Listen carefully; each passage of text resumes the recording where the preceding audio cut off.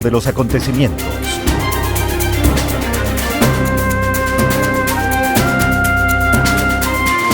Lo profundizamos en una entrevista en vivo. Saludamos al abogado Esteban Ron Castro, experto en Derecho Constitucional y Electoral.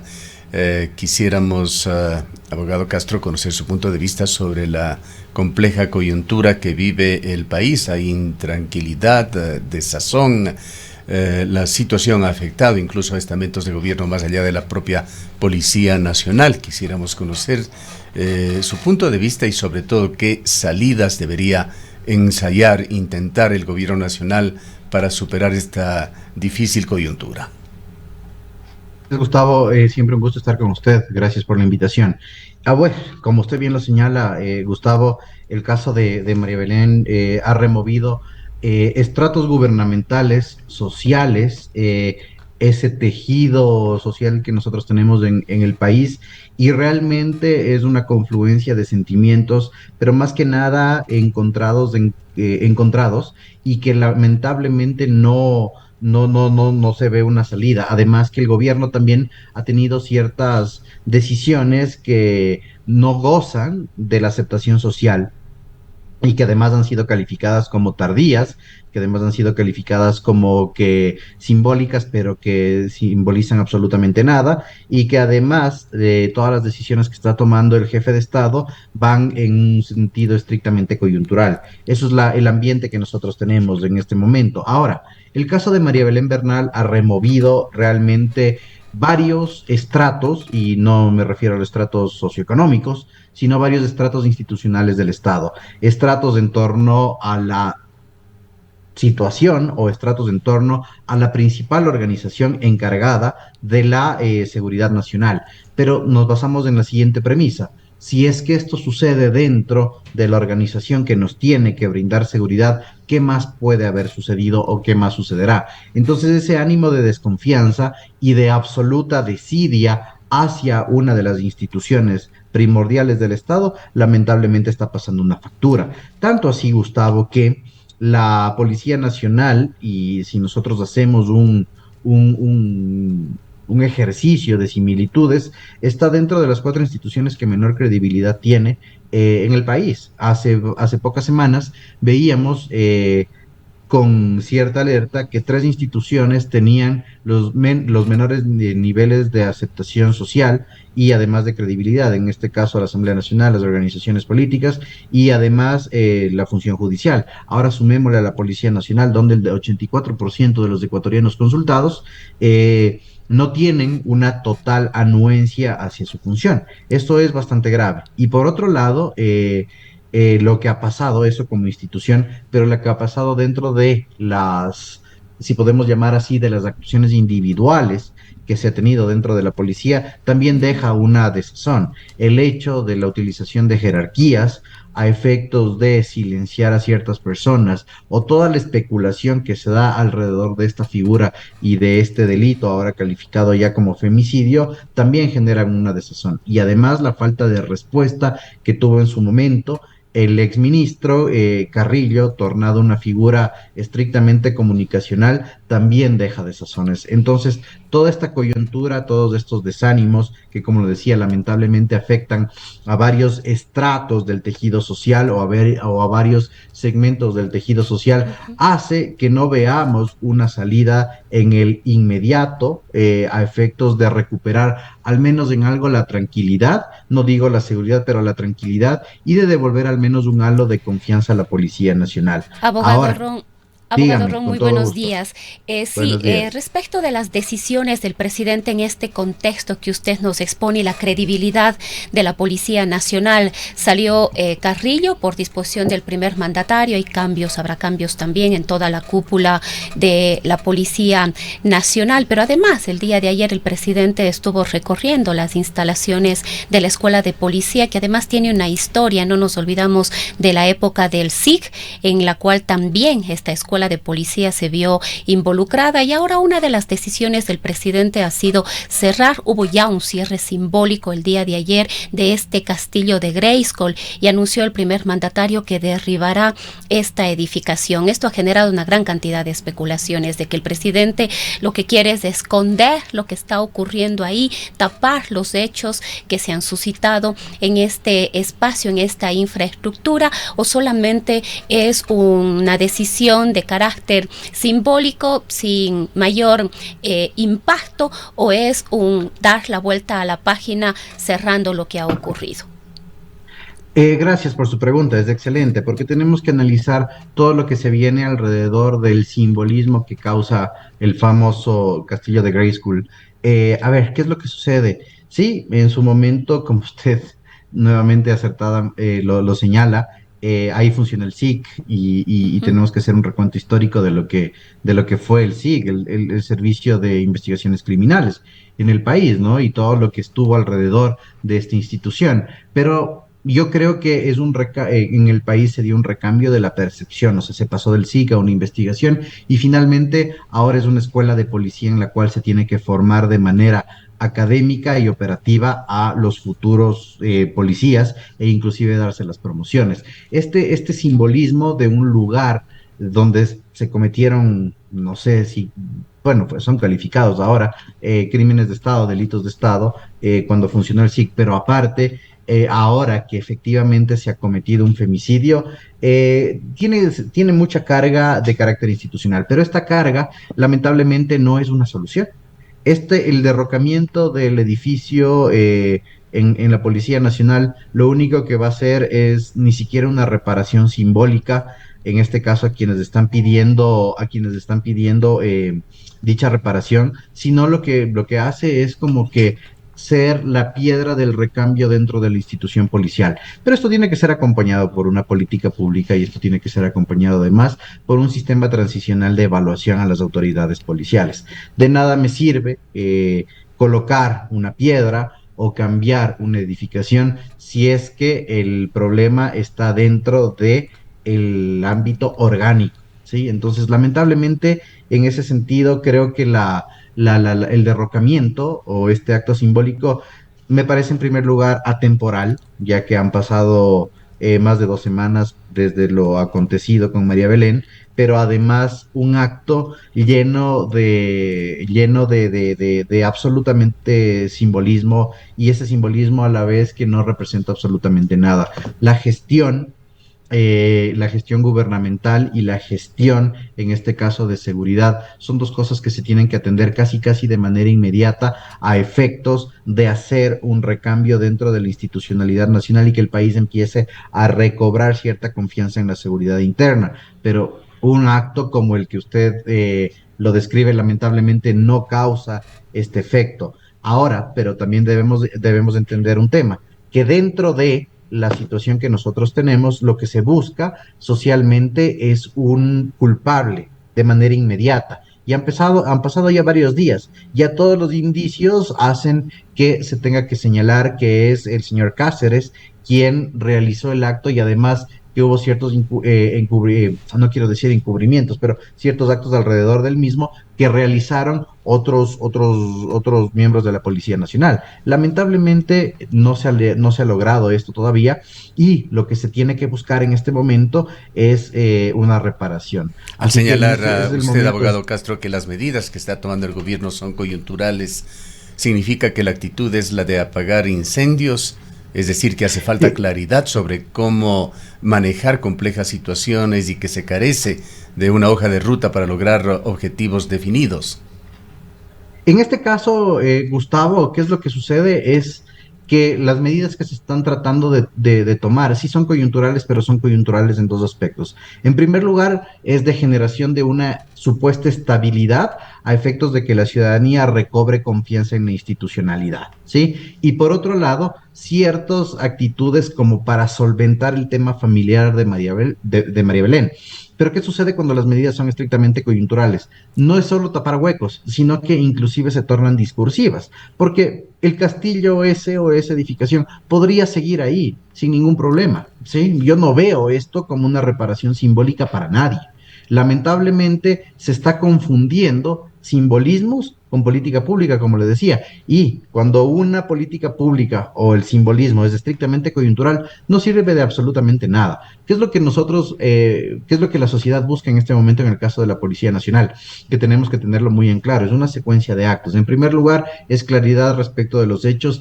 En segundo lugar, una culpabilidad y después de esto, un control disciplinario y cambios. No digamos cambios estructurales, pero sí cambios al interior de la policía que permitan ver que ésta está recuperando institucionalidad, pero además que no son intocables. Porque en el uso de todo lo que se dio, en toda la actuación que se dio en torno al caso de María Belén, hay un montón de figuras que hacen que se descubran nuevas cosas en el día a día, pero un montón de figuras que lamentablemente van en contra de lo que es la capacidad gubernativa, como en este caso el exceso de jerarquías, ¿sí? El encubrimiento, el silencio, la complicidad, que si bien no son tipos penales, realmente son hechos que van generando un clamor social y que desvelan una situación que está mal y que lamentablemente no ha sido cambiada. Y otra cosa, una jerarquía exacerbada por parte de la Policía Nacional en virtud de los hechos que suceden. Y lo más preocupante, lamentable, una naturalización de la ilegalidad o una naturalización social de lo que puede suceder alrededor de la ilegalidad y que siempre está siendo tal vez apagado, silenciado y de hecho por parte de la institución que mayor seguridad debe proporcionar al país. Abogado Ron, también pudimos o podemos escuchar en estos días en el discurso del presidente, de las nuevas autoridades, que se ha colocado nuevamente en el debate el tema de la violencia de género. Y hablando de simbolismos, lo que hizo el presidente es colocar a en todas las instancias de la escuela de policía como directivos o directivas a mujeres.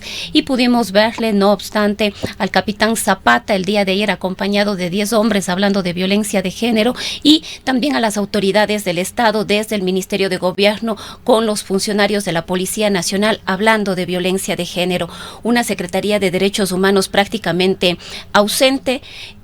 También pudimos conocer que ni siquiera el 5% del presupuesto establecido para combatir la violencia de género se ha ejecutado. Esto también es solamente parte del discurso cuando no podemos ver que haya el involucramiento, un involucramiento real, una participación real de la mujer en temas de esta naturaleza, más allá de los simbolismos de colocar como directivos a un grupo de mujeres.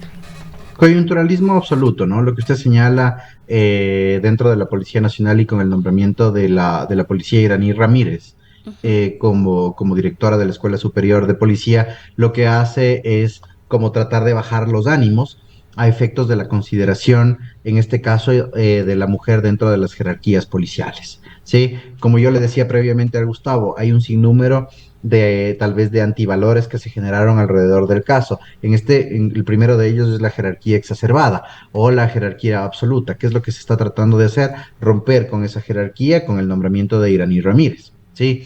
En segundo lugar, se ha puesto dentro de la policía, dentro de la Escuela Superior de Policía, a varios mandos con mujeres. ¿Para qué? ¿Qué es lo que se busca con esto? Reeducación a efectos de generar un aspecto del respeto a la mujer.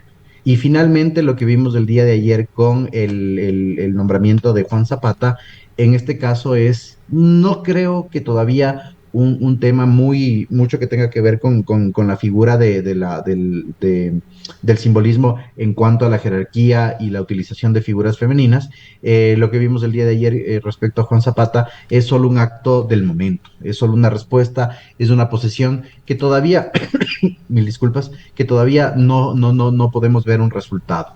Pero el tema de la reacción con el nombramiento y el cambio o el recambio que se dio dentro de la institución de capacitación de la Policía Nacional con Iraní Ramírez y otros cambios estructurales, sí es un efecto para bajar el ánimo, como le decía, de esta jerarquía exacerbada, donde efectivamente el uso de la masculinidad, o en este caso hablemos ya de machismo, porque finalmente es eso, hizo que se perpetre este hecho delictual.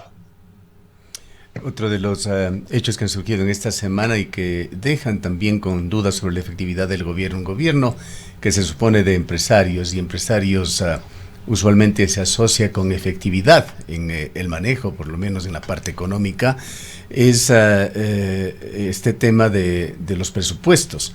La directora de Sendas aquí en la ciudad de Cuenca señalaba que efectivamente existen más de $2 millones de un programa internacional denominado Spotlight, que habían sido entregados a Ecuador por organizaciones externas para que se administren en acciones preventivas contra la violencia de la mujer. Y este es el fondo que apenas se ha logrado utilizar un 5%, habla Sendas, por trabas de carácter burocrático que hacen absolutamente engorroso cualquier trámite con el gobierno. Es una situación que se tiene que cambiar. Esto afecta en todos los órdenes. Usted es profesor universitario y sabe las universidades cómo tienen que estar lidiando con este tema, viendo que se termine el año ante la imposibilidad de utilizar en forma efectiva sus presupuestos. Sí, o sea, el tema presupuestario, Gustavo, y más cuando se tiene una colaboración internacional, se torna de difícil ejecución por el sistema que nosotros tenemos en el Ecuador en cuanto a la contratación pública, en cuando son universidades públicas, o al tema de la naturalización de los presupuestos, perdón, nacionalización de los presupuestos internacionales, ¿sí? ¿Qué es lo que sucede? Se tiene el fondo, pero no se sabe cómo trasladarlo a efectos de, o secuenciarlo a efectos de generar no sé si decirlo, obras, servicios, bienes o una respuesta. Esa articulación entre el fondo y la ejecución es lo que es lo que está retardando el trabajo. ¿Cuáles son las trabas? Vámonos al caso de las universidades públicas, que son las que más, o en este caso de las organizaciones públicas, que son las que más necesitan este tema. Todo el tema de la nacionalización de estos recursos es complejo. Y luego la ejecución, porque se tiene que seguir todavía el sistema de contratación pública ecuatoriano, lo complejiza aún más. ¿Por qué? Porque se tiene que respetar ciertos procesos que no están mal en cierto sentido, pero que cuando existe inversión directa tienen que facilitárselo. Y segunda cosa, la ejecución presupuestaria. Lamentablemente, la generación de los presupuestos estatales en todo nivel, inclusive partiendo del presupuesto general del Estado, hace que siempre se vea el estado situacional en cuanto a cuánto se ejecutó, perdón la cacofonía, pero también la forma de ejecución. Y si estos dos componentes no confluyen, las asignaciones presupuestarias son vagas y bajas. Ahora, ¿cuál es el momento ideal o cuál es la situación ideal? Que los presupuestos, en este caso de ejecución, tengan que ser monitorizados en el día a día a efectos de ver cómo se va realizando la gestión gubernamental. Pero como hemos igual naturalizado este tema de ver solo resultados y no ver intermedios y no generar paralelismos, al final del año, como usted bien lo señalaba, lo que se busca es ejecutar sobre la base de cualquier bien, servicio u obra a efectos de que se vea gestión. Y eso está totalmente mal. ¿Por qué? Porque no responde a la naturaleza de la política pública, que es la previsión y la generación de esta previsión como una prospectiva. Eso en el tema general. Ahora, hay otro gran problema respecto de los presupuestos internacionales. Los presupuestos internacionales tienen que ser gestionados por ciertas instituciones de Estado específicas, ¿sí? Y estos, además, tienen unos requisitos o unas situaciones de ejecución que no solo vienen con el ámbito de acción nacional, sino también internacional. ¿Qué es lo que ha sucedido en la práctica y qué es lo que ha sucedido en general en el país? Que a veces esos presupuestos internacionales lamentablemente no tienen una hoja de ruta adecuada y las propias instituciones, y hay muchos de estos casos, rechazan estos presupuestos porque no saben la ejecución, es decir, no tienen el know-how de la administración de un presupuesto internacional. Ahora, ya en términos globales, ¿qué pasos puede o debe dar el gobierno de Lasso para mejorar la situación, mejorar su imagen, mejorar la aceptación de los ecuatorianos? La consulta popular propuesta tendrá que ser repensada. ¿Aportará en algo en este sentido? Ok, la consulta popular es un tema bastante complicado, Gustavo, porque hablar de que esta tiene o puede ser repensada en este momento es demasiado tarde. Ya el gobierno, a pesar de que todavía tiene un rango de tiempo, estamos hablando de todo el mes de octubre, como para presentar nuevas o mejorar las preguntas ya realizadas o generar un nuevo esquema de consulta popular viene tardío. Pero ¿qué es lo que pasa? Ya la primera presentación de las 8 primeras preguntas hace que el gobierno, en el momento en el cual ponga nuevas preguntas, se vea como una debilidad. ¿Sí? La consulta popular no va a aportar absolutamente nada en cuanto a la coyuntura específica. ¿Por qué? Porque si nosotros nos ponemos a ver los temas de institucionalidad que han sido previstos en la consulta popular, hay 3 específicos: inseguridad, organizaciones políticas y el tema de participación ciudadana. Dejemos de lado en este caso la fiscalía porque es un tema más orgánico, pero estos no aportan a los puntos en los cuales el gobierno está teniendo falencias. Ahora, ¿qué es lo que tiene o puede hacer el gobierno? Como usted bien señala, la imagen. A ver, creo que el gobierno se ha centrado demasiado en el mantenimiento de imagen. Hay una premisa que utilizan algunos estudiosos de la comunicación política, que es la que la obra, la ejecución o el bien gubernamental no necesita una promoción exacerbada cuando la maquinaria de gobernanza funciona sola.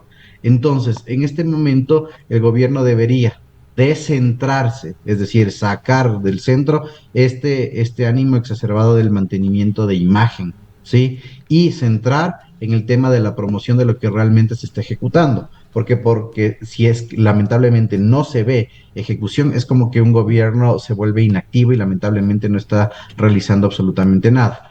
Soluciona esto, que deje la imagen de lado, pero que se centre en cuanto a la ejecución de actuaciones políticas, inclusive bienes y obras, que puedan ser, mil disculpas, promocionados nuevamente. Segunda cosa, credibilidad del gobierno. Una cosa es aceptación y otra es credibilidad. Credibilidad del gobierno lamentablemente no la va a recuperar en el inmediato. La consulta popular es un mecanismo de aceptación gubernamental, no de credibilidad. Y en el caso de este gobierno, efectivamente, si es que la consulta popular, y recordemos que los primeros números que tuvo la consulta popular es una aceptación total, tiene que interpretarse de una manera no de aceptación al gobierno, sino de generación de mayores responsabilidades a un gobierno que no ha tenido respuestas de carácter inmediato y que lamentablemente se está poniendo la soga al cuello, perdón el coloquialismo, a efectos de generar nuevos ambientes y nuevas responsabilidades. Eso es lo que va a suceder, estimado Gustavo. Vayamos a otro tema coyuntural que tiene que ver con otras funciones del Estado. Esa crisis en el sector judicial, las amenazas a los operadores de justicia, que se da en un momento de inestabilidad también en las organizaciones que controlan, administran la justicia, como el Consejo de la Judicatura, la Corte Nacional de Justicia. Quisiera su comentario sobre la última decisión de la Corte Constitucional, que ha decidido que el Consejo de Participación solicite en forma inmediata a la Corte Nacional de Justicia ternas para selección y designación de su delegado ante la Judicatura. ¿Qué consecuencias trae esto? Esta sentencia de la Corte Constitucional de la Acción Extraordinaria de Protección resuelta es una sentencia que dentro de la comunidad jurídica ecuatoriana, y que al menos en las reacciones que se dieron el día de ayer, es una sentencia bastante blanda, es una sentencia que no ha traído niveles de satisfacción generalizados en cuanto a la administración del Estado. Pero bueno, partamos de la premisa en la cual las decisiones judiciales no tienen por qué ser popularmente aceptadas. Esta sentencia, los defectos, o al menos del análisis jurídico, deja mucho que desear en cuanto a la perspectiva que debería generar. ¿Qué es lo que ha manifestado esta sentencia? Que efectivamente el Consejo de Participación Ciudadana debe realizar un proceso de designación casi inmediato de la presidencia del Consejo Nacional de la Judicatura.